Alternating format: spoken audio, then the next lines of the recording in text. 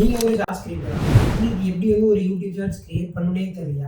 இப்போ இருக்க ட்ரெண்டுக்கு ஏற்ற மாதிரி ஒரு யூடியூப் ஷார்ட்ஸ் எப்படி கிரியேட் பண்ணுங்கிறத நான் சொல்கிறேன். சீக்கிரமாக வாங்க வீடியோக்குள்ள போயிடலாம்.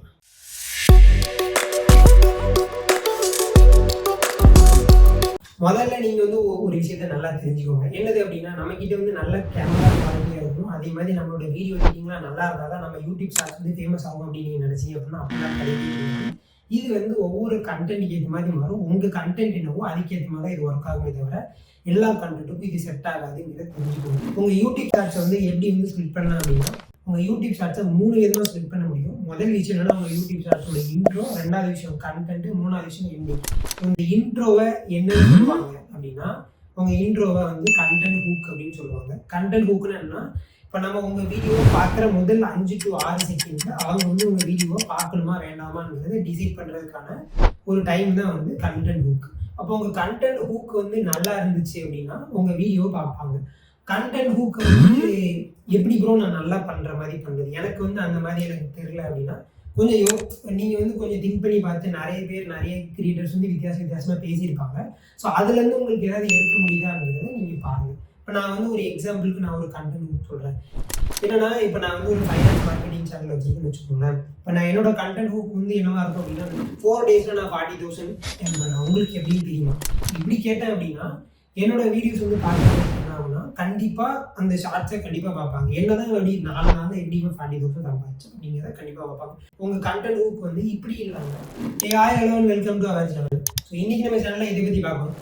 இப்படிலாம் இருந்துச்சு அப்படின்னா உங்கள் கண்டென்ட் ஹூக்கை பார்க்க மாட்டாங்க. ஏன் அப்படின்னா நீங்கள் சொல்ல வரதுல நீங்கள் யாரும் கேட்கறதுக்கு ரெடியாக இல்லை. இப்போ யூடியூப் ஷார்ட்ஸ் வந்து ஸ்வைப் பண்ணிட்டு விஷயம் அதை வந்து நீங்கள் இதெல்லாம் சொல்லி பார்க்கணும் அப்படின்னா ரொம்ப ரேர் பார்க்குறதுக்கு. ஸோ அதனால் உங்கள் வீடியோ வந்து ஸ்வைப் பண்ணிட்டு போகிறதுக்கான சான்சஸ் தான் அதிகமே தவிர பார்க்குறதுக்கான சான்சஸ் வந்து ரொம்ப கம்மி. 2வது விஷயம்னா உங்கள் கண்டென்ட். இந்த கண்டென்ட்டை வந்து நம்ம வந்து இன்னும் 2ஆக ஸ்பிளிட் பண்ணலாம். உங்கள் கண்டென்ட் ப்ளஸ் வந்து ட்ரெண்டிங்காக இருக்கிற மீம் அப்படிங்கிறத சேர்த்துக்கலாம்.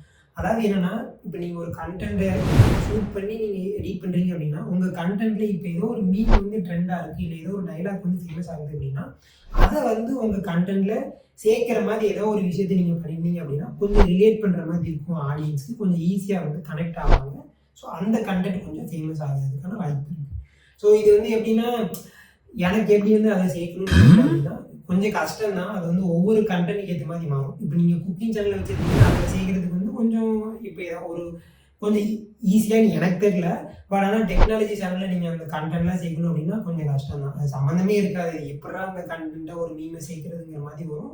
அதுக்கு நீங்கள் வீடியோவில் நீங்கள் ஷூட் பண்ணும்போது யோசித்து பண்ணால் தான் உண்டு. இது வந்து உங்கள் கண்டென்ட்டில் 2ஆக பிரிக்கிறதுன்னு சொன்னோடனே அதில் மீம் டெம்ப்ளேட் சேர்க்கிறதுனா இதுதான். இன்னொன்று மெயினாக என்னன்னா, இன்னொன்று கண்டென்ட் எப்படி இருக்கணும்னா, நீங்கள் கண்டென்ட் ஹூக்கில் என்ன சொன்னீங்களோ அதோட கண்டினியூஷனாகவே அப்படியே தான் இருக்கணும். நீங்கள் கண்டென்ட் ஹூக்கில் ஒன்று சொல்லிட்டு இங்கே வந்து இன்னொன்று சொன்னீங்க அப்படின்னா பார்க்க மாட்டோம். அதாவது என்ன ஆகிடும், நீங்கள் இன்ட்ரோவில் ஒன்று சொல்லிட்டு இங்கே வந்து உங்களை ஏமாத்துற மாதிரி இருக்கும். ஸோ அதை பார்க்க மாட்டாங்க. அது தெரிஞ்சுக்கணும். கடைசி லாஸ்ட் விஷயம்னா உங்கள் வீடியோட எண்டிங். உங்கள் வீடியோட எண்டிங் வந்து எப்படி இருக்கணும் அப்படின்னா, இது நிறைய பேர் பண்ணியிருப்பாங்க, நீங்கள் பார்த்துருப்பீங்க. ஆக்சுவலாக என்னென்னா, இப்போ நீங்கள் வந்து ஒரு டாப் 5 செலிபிரிட்டிஸை பற்றி பேசுகிறீங்க அப்படின்னு வச்சுக்கோங்களேன். நீங்கள் 5 4 3 2 வரைக்கும் தான் சொல்லுவீங்க. கடைசி 1 வந்து நீங்கள் சொல்ல மாட்டீங்க. அதுக்கு பதிலாக நீங்கள் என்ன பண்ணுவீங்க அப்படின்னா, முதல்ல யார் இருக்கான்னு உங்களுக்கு தெரிஞ்சால் கமெண்ட் பண்ணுங்க அப்படிங்கிற மாதிரி ஒரு வார்த்தை சொன்னீங்க அப்படின்னா உங்கள் வீடியோக்கு வந்து ஒரு என்கேஜ்மெண்ட் இருக்கும். அவங்க கமெண்ட் பண்ணுவாங்க. அப்படி இல்லைன்னா யாரெல்லாம் கமெண்ட் பண்ணிருக்காங்கிறத பார்ப்பாங்க. ஸோ இது 2 நடந்தாலும் உங்கள் வீடியோ ஃபுல்லாக பார்ப்பாங்க. நம்ம என்ன பண்ணணும்னா, நம்ம வீடியோவை எவ்வளோ நேரம் பார்க்க வைக்கிறதுக்காக நம்ம கண்டென்ட் போடுறோங்கிறது நம்மளோட விஷயம்.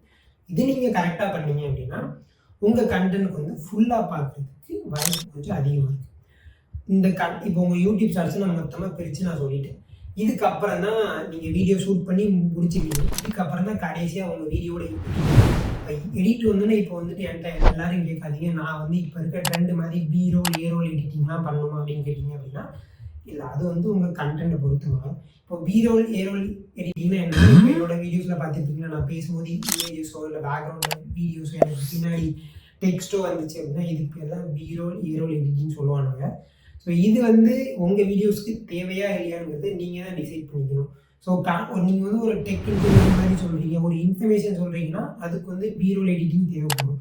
இதே இது நீங்கள் வந்து ஒரு குக்கிங் சேனலில் அது தேவைப்படுமாங்கிறத நீங்கள் தான் பார்க்கணும். ஏன்னா குக்கிங் சேனலில் பீரோல் எடிட்டிங்கில் எதுக்கு நீங்கள் எனக்கும் தெரியல. நீங்கள் சமைக்கிறதான் காட்ட போகிறீங்கங்கும் போது அந்த ஷார்ட்ஸில் அவ்வளோதான் வருது அப்படின்னா, ஒரு விளாகில் நீங்கள் அவ்வளோதான் காட்ட போகிறீங்க அப்படின்னா அதுக்கு அந்த எடிட்லாம் தேவையில்லை. ஸோ எல்லாரும் பண்ணுறாங்க நானும் பண்ணுறேங்கிறத எடிட் பண்ணாதீங்க. வீடியோக்கும் அதுக்கும் சம்மந்தமே இல்லாமல் இருக்கும், பார்க்க மாட்டாங்க, கண்டாவே இருக்கும். நான் மொத்தமாக சொல்லி முடிச்சிட்டேன். இதுக்கப்புறம் கடைசியாக இருக்கிறது மெயினான ஒரு விஷயமே என்னென்னா இதுதான். என்னென்னா வீடியோக்கான ஸ்கிரிப்ட் ரைட்டிங். உங்கள் வீடியோக்கான ஸ்கிரிப்ட் ரைட்டிங்கில் நீங்கள் இதெல்லாம் கரெக்டாக பண்ணியிருந்தீங்க அப்படின்னா உங்கள் வீடியோ கரெக்டாக போகும், கரெக்டாக ரீச் கிடைக்கும். உங்கள் வீடியோவுக்கு நீங்கள் ஸ்கிரிப்ட் எழுதும் போதே இதெல்லாம் நீங்கள் கணக்கு உங்கள் கண்டென்ட் புக் என்னவாக இருக்கணும், நான் அப்புறம் என்ன பேசணும், அதுக்கப்புறம் நான் எந்த மீமை உள்ளே சேர்க்கணும், எப்படி அதை ரிலேட் பண்ண முடியும், அதுக்கப்புறம் நான் எப்படி வந்து என்னோடய வீடியோஸும் உள்ளே பார்க்குறேன். இதெல்லாம் நீங்கள் கோர்வையாக சேர்ந்து பேசுகிறதுக்கு நீங்கள் எழுதுறீங்க பார்த்தீங்களா, அதுதான் ஸ்கிரிப்ட் ரைட்டிங். நீங்கள் ஸ்கிரிப்ட் எழுதும் போது இதெல்லாம் எழுதிருக்கணும். நீங்கள் என்ன புதுசாக ஸ்கிரிப்ட் ரைட்டிங் சொல்கிறேன் அப்படின்னா, ஸ்கிரிப்ட் ரைட்டிங் இருந்தால் தான் உங்கள் வீடியோஸ் வந்து ஓரளவுக்கு நல்லா இருக்கும், குவாலிட்டியாக பார்க்குறதுக்கு ஒரு கண்டினியூஷனோட இருக்கும். ஸோ உங்கள் வீடியோக்கு வந்து ஸ்கிரிப்ட் ரைட்டிங் அப்படின்னு நீங்கள் எழுதுனா தான் இந்த யூடியூப் ஷார்ட்ஸ்லாம் இப்போ வந்து ஃபேமஸ் ஆகுது. இல்லை நான் ஸ்கிரிப்ட் ரைட்டிங் எழுதாமே நான் பண்ணுவேன்னா அது உங்களோட தனிப்பட்ட இருக்கும், அது நீங்கள் பண்ணிக்கிறது உங்களுடைய. பட் ஸ்கிரிப்ட் ரைட்டிங் வந்து ரெக்கமெண்டட். உங்களுக்கு வந்து ஸ்கிரிப்ட் ரைட்டிங் பற்றி தெரில, எனக்கு வந்து என்னோடய வீடியோக்கு எப்படி எனக்கு ஸ்கிரிப்ட் ரைட்டிங் எழுதணும்னு தெரில அப்படின்னு நீங்கள் நினச்சிங்க அப்படின்னா வீடியோக்கு கீழே இருக்க மேலே மென்ஷன் பண்ணுங்கள். எனக்கு தெரிஞ்ச ஸ்கிரிப்ட் ரைட்டிங்கை நான் சொல்கிறேன். எனக்கு வந்து யூடியூப் ஷார்ட்ஸுக்கு ஸ்கிரிப்ட் ரைட்டிங் எழுத தெரியுமாங்கன்னா அப்படிலாம் கேட்டால் அப்படின்னா இல்லை, நார்மலாக வீடியோக்கு எனக்கு ஸ்கிரிப்ட் ரைட்டிங் எழுத தெரியும்.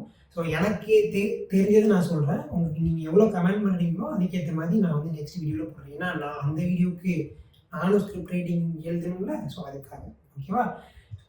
இந்த இன்ஃபர்மேஷன் உங்களுக்கு ரொம்ப யூஸ்ஃபுல்லாக இருக்கும் அப்படின்னு நான் நினைக்கிறேன் ஆக்சுவலாக. ஸோ இந்த இன்ஃபர்மேஷன் உங்களுக்கு ரொம்ப யூஸ்ஃபுல்லாக இருந்துச்சுன்னா லைக் பண்ணுங்கள். ஸோ நீங்கள் இப்போ தான் இந்த இன்ஃபர்மேஷன் நம்ம தெரிஞ்சுக்கிட்டே அப்படின்னா கீழே கமெண்ட் மென்ஷன் பண்ணுங்கள். இல்லை பாய்.